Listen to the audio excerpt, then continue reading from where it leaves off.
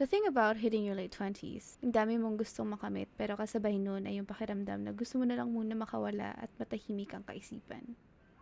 At nakuha ko yun ng sandali nang pumunta ko ng Baler. I turned 28 this year and after 6 years of intending to go, I finally packed my bags and hit the road to Baler. Sa totoo lang, hindi ko alam kung ano i-expect. All I knew was that Baler was a small, quiet town in the north. And when we finally arrived, lo and behold, that's exactly what it was.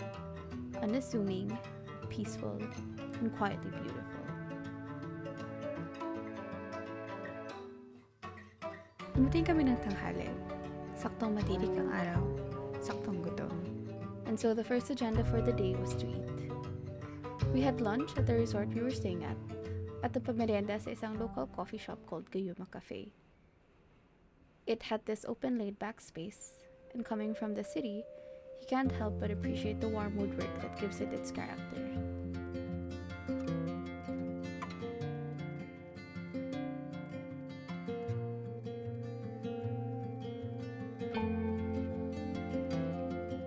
It also had all these little details that hint at what Baler is known for.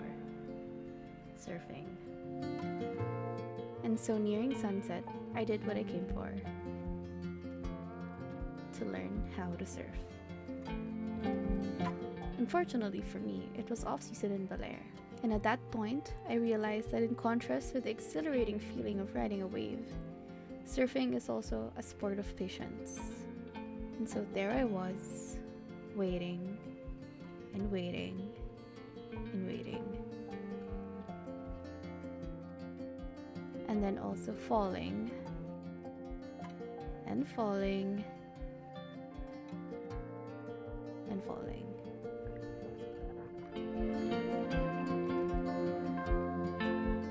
But every now and then, there were those small moments, golden moments, when I managed to stand, to glide, and for a few seconds, I was reminded of the joy surfing brought to me the first time I tried it 2 years ago.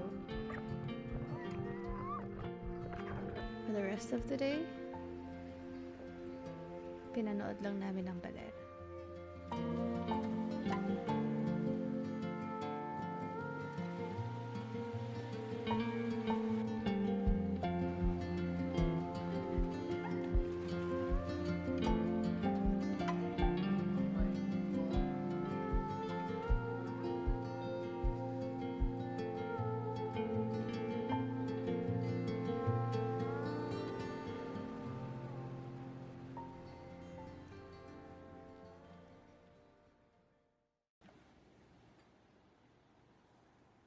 Nagising kami ng 4 a.m.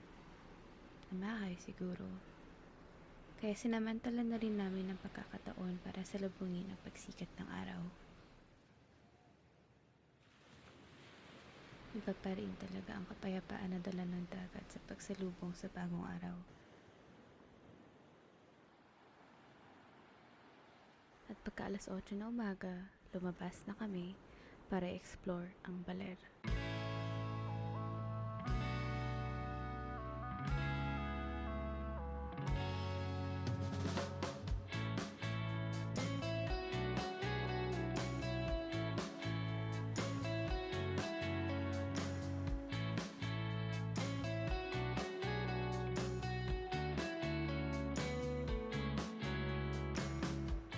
First stop was the Baleta tree.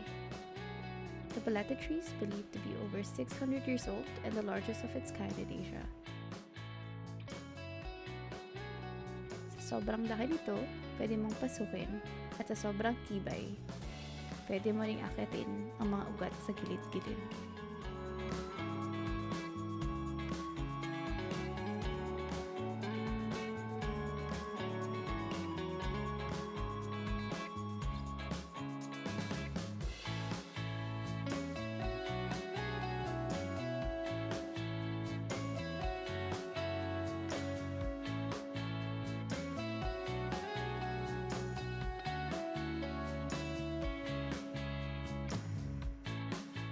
Next up was Baler's hanging bridge, built to help locals cross the river.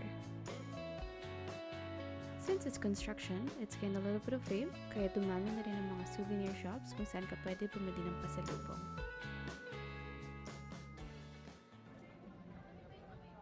Then, by midday, we took a break from touring and sat down for what was easily one of the simplest yet most soulful and satisfying meals of the trip at Cocina Lantian. I've never felt more at home in a restaurant, honestly. Siguro kasi literal na kubo siya, o baka dahil kahit simple lang yung luto, lasap na lasap mo ang sarap.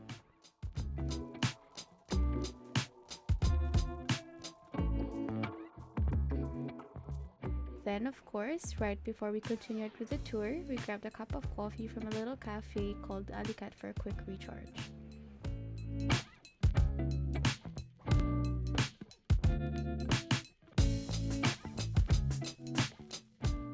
Third stop of the day was Ermita Hill. Maybe you've heard of it, maybe not. But around 300 years ago, a tsunami hit the town of Baler, and only 7 residents managed to climb this very hill. Today, it stands not only as a lookout point with beautiful views, but it also stands, at least to me, as a testament to the true meaning of Filipino bayanihan.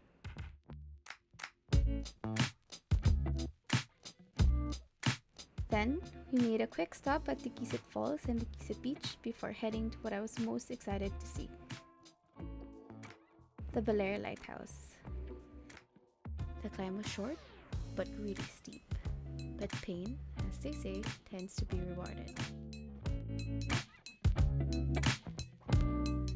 And so as you make your way up, glimpses of Baler shoreline begin to peek through. And at the top, the lighthouse itself is a little bit underwhelming. But truthfully, you don't climb for the lighthouse. You climb for the view.